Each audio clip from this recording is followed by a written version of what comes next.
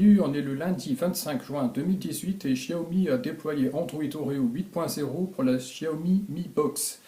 Donc tout nouveau système d'exploitation pour une box qui a été commercialisée à partir de 2016, donc déjà 2 ans, Xiaomi suit vraiment son produit.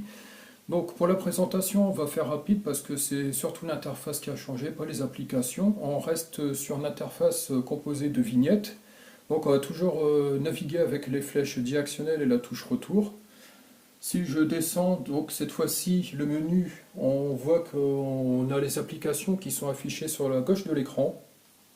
Donc ça, après, on peut personnaliser, c'est en allant tout en bas.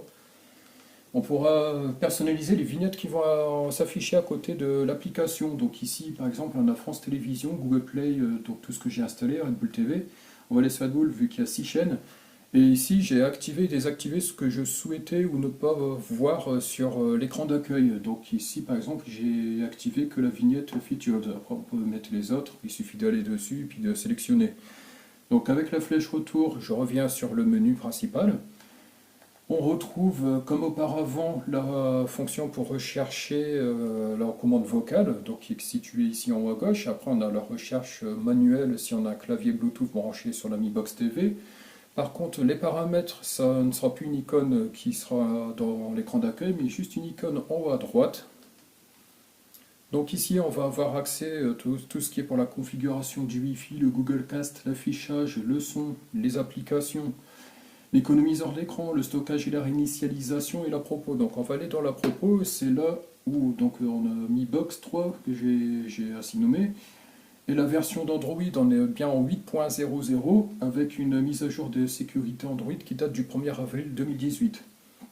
Donc le système, en passant Android Oreo, mais il reste tout à fait fluide. Comme je l'ai dit tout à l'heure, les applications, ça reste identique. Par exemple, là, j'ai démarré l'application YouTube, on a l'écran de chargement.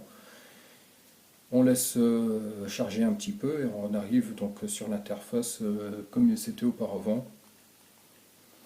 On revient en arrière avec la touche. Donc voilà, on va dire c'est surtout, vu comme ça, c'est surtout cosmétique. Que là, si je refais une recherche vocale, on voit que ça s'affiche tout en bas.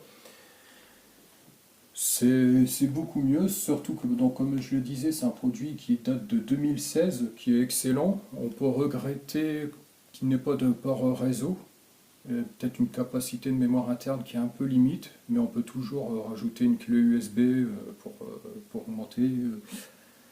Après, tout dépend de l'utilisation, mais ça reste quand même un excellent produit. Donc si vous avez des questions sur la Mi Box TV, sur cette dernière mise à jour Android Oreo, n'hésitez pas à poster votre commentaire sur yougeek.fr ou sur la vidéo YouTube. Donc voilà. Bonne journée!